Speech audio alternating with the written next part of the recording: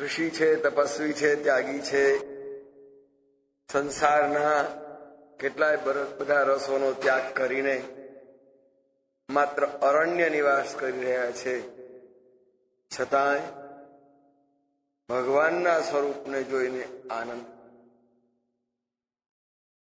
દેખી રામ છબી નયન, બસ પ્રભુના ત્રિવિગ્રહની ઝાંખી કરતા કરતા નયન જુડાને, બસ આંખોને જોડી દીધી, દ્રષ્ટિ પ્રભુમાં જોડી દીધી. એટલે પ્રભુના શ્રી વિગ્રહના દર્શન કરતા એટલા એમાં મુગ્ધ બન્યા છે, એમાં તલ્લીન બન્યા છે કે આંખોને, નજરને એની અંદર જડી દીધી, ચોંટાડી. નયન જુડાને, એની અંદર દ્રષ્ટિ બરાબર સ્થિર થઈ ગઈ. કરી સન્માન, બસ આંગણામાં બહારથી જ એમનું ખૂબ સન્માન કરી અને આશ્રમમાં લઈ આવ્યા. પધારો, અમારે ત્યાં મહેમાન આવ્યા છો, પધારો. આમ કરી સદભાવપૂર્વક આદરથી પ્રભુને સન્માની અને આશ્રમમાં લઈ આવ્યા. કોઈ સામાન્ય મહેમાન આવ્યો હોય તો આપણને કેટલો હરખ થાય. વાર્તા ઋષિના આશ્રમે ભગવાન સ્વયં અતિથિ બનીને આવ્યા છે. મહેમાન એ કહેવાય કે અગાઉથી નક્કી કરેલી તારીખ હોય, સમય હોય, આ સમયે આ ગાડીમાં આટલા વાગે આપવા, એને મહેમાન. પણ અતિથિ કોને કહેવાય? કઈ ખબર અંતર આપ્યા જ ન હોય, કોઈ સૂચના એને આપી હોય, ઓચિંતા જઈને પહોંચીએ, એનું નામ અતિથિ. જેને આવવાની કોઈ તિથિ જ નક્કી ન હોય એનું નામ અતિથિ. તો આકસ્મિક જ આવ્યા છે.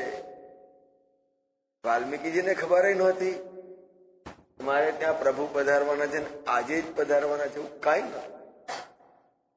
આકસ્મિક ઋષિ આશ્રમમાં બિરાજેલા હતા અને સામેથી પ્રભુને આવતા જોયા. એટલે ઋષિ તરત ત્યાંથી મુનિ કહું રામ દંડવત કિન્ના, દેખી રામ છબી નયન જુડા. આંખો દ્રષ્ટિ એની અંદર જોડાઈ ગઈ. મુનિબર અતિથિ પ્રાણ પ્રિય, આટલા સરસ, આટલા મોંઘા અતિથિ મહેમાન, અને આપણે ત્યાં ક્યાંથી હોવાના હતા? નોતરું આપે તો હવ કોઈ આવે, પણ વગર નોતરે આવે ત્યારે એ, અને પાછા ભગવાન જેવા ભગવાન અતિથિ થઈને આવે, કેટલો હરખ, કેટલો આનંદમાં. આપણે જેને પેલું અંગ્રેજીમાં કહીએ છીએ ને આકસ્મિક, ખબર આપ્યા વગર સહજ આવી જાય, શું કહે ને? સરપ્રાઈઝ.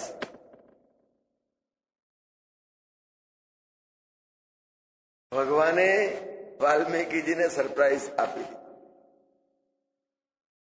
મુનિબર અતિથિ પ્રાણ પ્રિય પાય. ઓહો, મારે ઘેર મારા પ્રભુ આ મારા તપનું ફળ, અને લાવીને શું કહ્યું? સ્વાગત તો કરવું જ રહ્યું. ઠંડુ પ્યાલો પાણી હોય. આ તો આશ્રમ છે, વનની અંદર નિવાસ, અને આશ્રમનો એમનું ઘર. ત્યાં આશ્રમમાં હોય શું? કંદ, મૂળ, ફળ, પાંદડા. એ ફળ ફૂલ ત્યાં આગળ પ્રભુ આરોગો, આપનું સ્વાગત. આ ગુલમોર છે ને, ગુલમોર ઉપર જયારે ફૂલ ખીલે કેસરી, અને એની પાછળની દાણી ખાવ ને, ચાખી જોઈ, ખટ મધુરી લાગે. એ પણ ખાવાનો એક આનંદ આવે. વરખડો બરાબર ખીલ્યો હોય અને એની ઉપર પેલા મોતીના દાણા જેવા લાલ લાલ લાલ લાલ પીલુડો કે એ ખાવાને છે, તીખા તીખા લાગે. આમ કંદ મૂલ ફલ મધુર સરસ મજાના. પછી એકનું એક ગળ્યું ગળ્યું હોય તો એકાદશી કરી હોય અને બધું ગળ્યું ગળ્યું ખાવાનું હોય તો કહે છે કે બે મરચાં સાંતળી નાખજો, જરા ફલાહારમાં ચાલે. તો એમ કંદ મૂળ ફલ સુંદર સ્વાદિષ્ટ કંદમૂળ ફલ પ્રભુના સ્વાગતની અંદર ઋષિએ મૂકી દીધું. અને ત્યાં આગળ શેમાં મૂક્યા હશે? કેળના પાનમાં. પાંદડું ધોઈ સાફ કરી, પણ કેટલી ત્વરા હશે, ઓચિંતા વધાર્યા છે. કેળનું પાંદડું લાવવું અને ધોવું, પછી મૂકવું, કંદમૂળ ફલ પાછળ જે હોય ઘરની અંદર આશ્રમમાં શોધીને મૂકવા. ઉત્સાહ, ઉમંગ મહેમાનના આવ્યાનો કઈ જુદા જ પ્રકારનો હોય. માદા હૈયન, થાકેલા હૈયન, ઉજાગરો હોય તોય મહેમાન આવ્યા છે ને તરત માદા હોય તો ઉભા થઈને તરત ચૂલો સળગાવી ચા દૂધ મૂકીને તૈયાર કરી. એટલી ત્વરાથી વાલ્મીકીજીએ પ્રભુનું સ્વાગત કરી અને એમને ત્યાં આગળ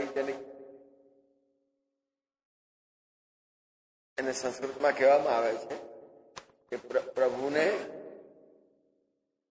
અર્ઘ્ય અર્પણ કર્યું. જે કઈ હોય તે ત્યાં આગળ મૂકવું સ્વાગતમાં, એનું નામ છે અર્ઘ્ય. જલ પણ આપી શકાય, કંદમૂળ પર જે કઈ સ્વાગત એ આપી અને ઋષિએ સ્વાગત કર્યું.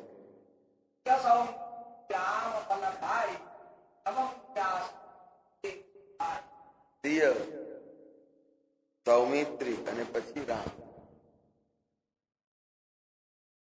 ભગવાને એ ફલને સીતાજીને એની આગળ જ મૂક,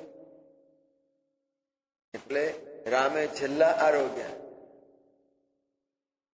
ત્યારે પણ સફરમાં પ્રવાસમાં જાઓ ને ત્યારે વડીલ સૌ છેલ્લા જમે, અને જે નાના હોય બીજા બધા એમને પહેલા જમાડી દે. તમે બધા જમ્યા, પરવારી ગયા, તો કે તમે લો જમો.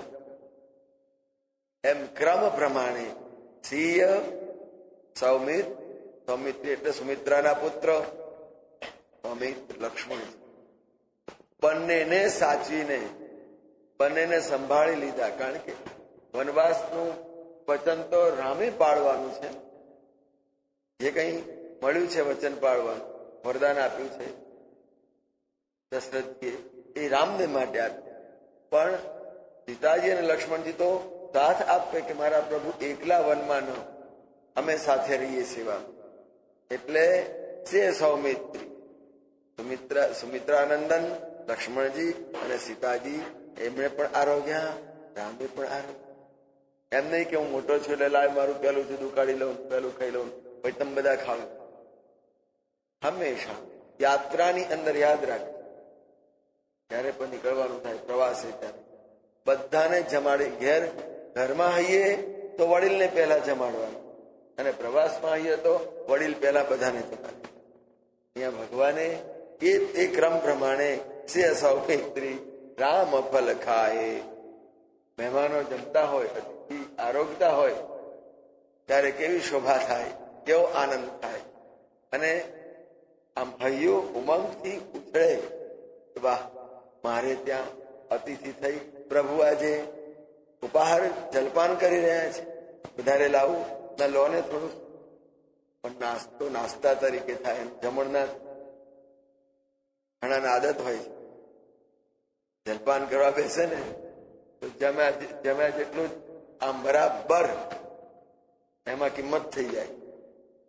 નાસ્તો કોને કહેવાય, જલપાન કોને કહેવાય ને જમણ કોને કહેવાય, એ વ્યક્તિએ પોતે સમજવાનું હોય, મહેમાન તરીકે ગયા હોય ત્યારે.